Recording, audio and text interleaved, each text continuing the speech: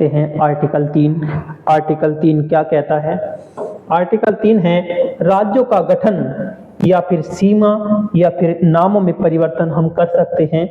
ये भी कार्य संसद के द्वारा ही किया जाता है। ये भी कार्य संसद के द्वारा ही किया जाता है। किसी राज्य का क्षेत्र हम बढ़ा सकते हैं, घटा भी सकते हैं, राज्य की सीमा में भी परिवर्तन कर सकते हैं, राज्य के नाम को भी बदल सकते हैं, जैसे हमने उत्तरांचल से क्या किया, उत्तराखंड। इसकी महत्वपूर्ण प्रक्रिया क्या है? राष्ट्रपति की अनुशंसा आवश्यक है। कोई भी बिल राष्ट्रपति की अनुमति के बिना संसद में पेश नहीं किया जा सकता और राज्य विधानमंडल से राय मांगी जाती है।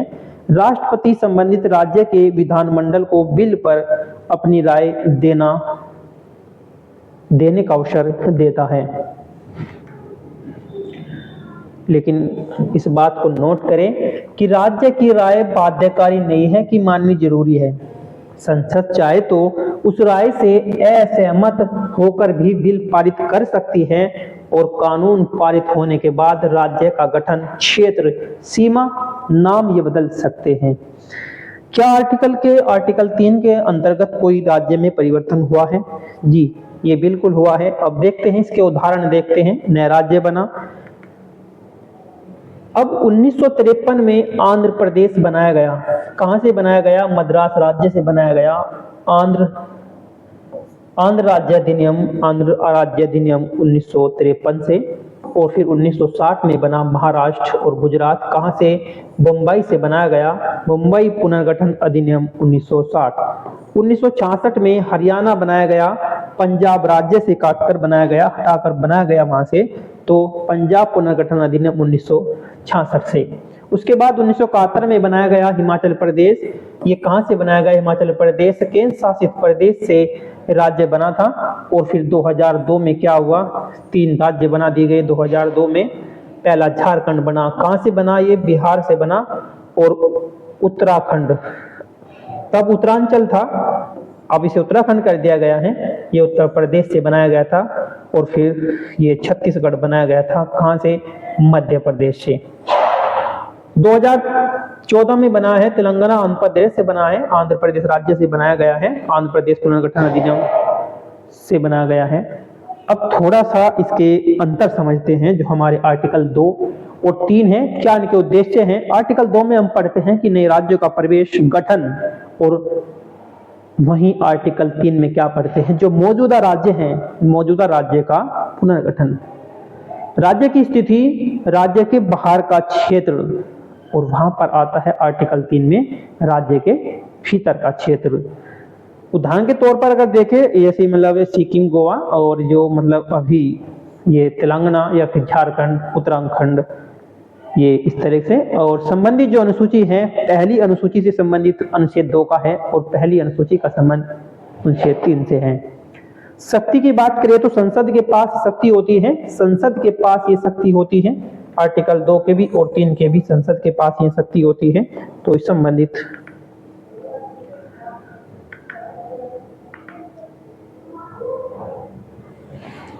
पहली अनुसूची, राज्यों और केंद्र शासित प्रदेशों की सूची परिवर्तन यही किया जाता है। और चौथी अनुसूची, राज्यसभा में सीटों का पुनर्वितरण। देखिए क्या होगा, तब भी आर्टिकल 3 की बात होगी तो 2 अनुसूचियों में परिवर्तन होगा। पहली अनुसूची में होगा कि राज्य और केंद्र शासित प्रदेशों की सूची में परिवर्तन किया जाएगा। सपोज करो कि मतलब जब कोई राज्य, एक राज्य से 2 राज्य बनेंगे तो राज्यों की संख्या भी बढ़ेगी, वहां पे सीटों का भी अलग तरीके से जो है डिसाइड होगी। और वहीं चौथी अनुसूची, जो राज्य में सीटों का पुनर्वितरण किया जाएगा, वो भी आर्टिकल 3 से क्या होता है, दोनों ही अनुसूची से संबंधित है आर्टिकल 3 का, यानी कि पहली और चौथी। अब इससे संबंधित हम प्रश्न देखते हैं कि संविधान का कौन सा अनुच्छेद है जो संसद को राज्य की सीमाओं, क्षेत्र या फिर नामों में परिवर्तन करने की शक्ति देता है? वो देता है आर्टिकल 3। आर्टिकल 3 क्या कहता है? राज्यों की सीमाओं में परिवर्तन करता है, उसके क्षेत्रों में करता है, उसके नामों को बदलने की शक्ति नहीं रखता है। दूसरा क्वेश्चन दिया है कि जो अनुच्छेद 3 के अंतर्गत राज्य के पुनर्गठन से संबंधित जो विधेयक है संसद में कब प्रस्तुत किया जा सकता है? राष्ट्रपति की अनुशंसा से किया जाता है। नेक्स्ट है, भारत में राज्य पुनर्गठन का पहला जो उदाहरण है वो कौन सा है? पहला उदाहरण है आंध्र प्रदेश का गठन। आंध्र प्रदेश का गठन मद्रास राज्य से तेलुगु भाषा क्षेत्र को अलग कर आंध्र प्रदेश बनाया गया था। तो यह अनुच्छेद 3 के अंतर्गत ही पहला राज्य पुनर्गठन था। नेक्स्ट है कि भारत का सबसे जो नया राज्य है तेलंगाना, किस अनुच्छेद के तहत इसे बनाया गया है? ये बनाया गया है अनुच्छेद 3 के अंतर्गत ही बनाया गया है 2014 में। और राज्य के पुनर्गठन से संबंधित जो परिवर्तन संविधान की किस अनुसूची में दर्ज किया गया है? संविधान का राज्य का जो पुनर्गठन है, राज्य का पुनर्गठन जो किया गया है वो पहली ही अनुसूची में किया गया है। जब भी किसी राज्य की सीमा या फिर नाम या क्षेत्र में बदलाव होता है तो यह परिवर्तन संविधान की पहली अनुसूची में ही किया जाता है।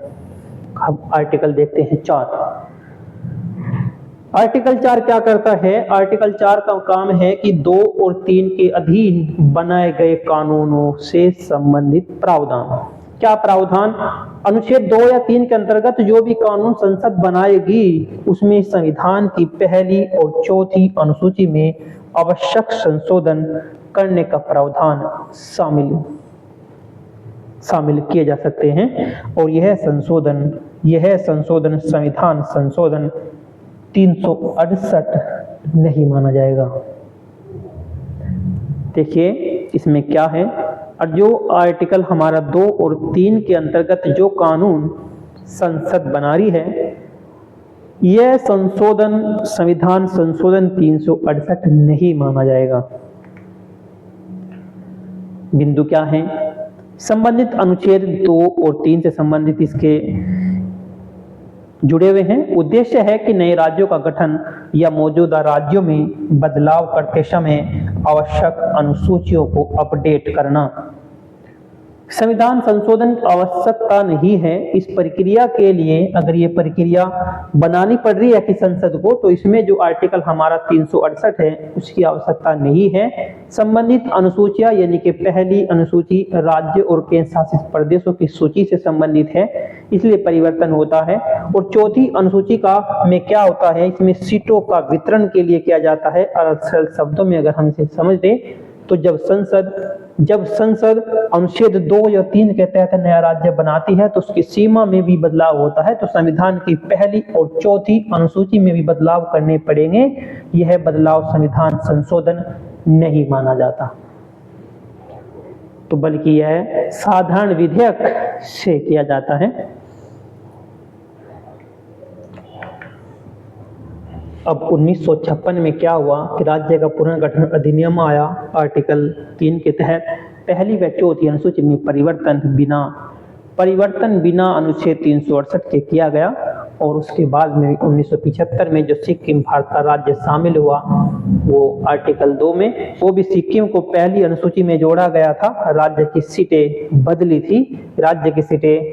थी, तो इसमें भी जो है कोई परिवर्तन संशोधन नहीं माना गया। इसी प्रकार से 2014 में तेलंगाना राज्य अनुच्छेद 3 के द्वारा बनाया गया, तो आंध्र प्रदेश की सीमा व सीट बदली अनुच्छेद 4 लागू हुआ है। और फिर देखते हैं MCQ,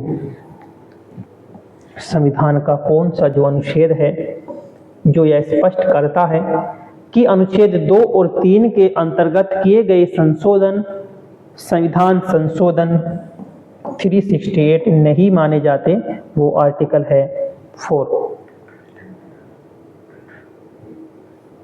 आर्टिकल 4 के जो दिया गया है उसके अंतर्गत किस अनुसूची में संशोधन किया जा सकता है, उसके अंतर्गत किस अनुसूची में संशोधन किया जाता है? पहली और चौथी अनुसूची में संशोधन किया जाता है।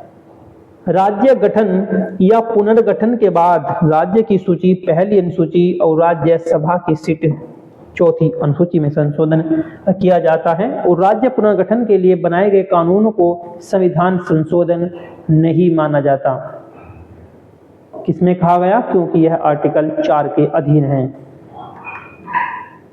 नेक्स्ट है अनुच्छेद 4 का संबंध मुख्यतः किन अनुच्छेदों से है? ये है 4 का संबंध है अनुच्छेद 2 और 3 से है। ऑप्शन नंबर इसमें बी। राज्यसभा में सीटों के पुनर्वितरण के लिए कौन सी अनुसूचियों में संशोधन किया जाता है? तो ये किया जाता है चौथी अनुसूची में। चौथी अनुसूची में किया जाता है।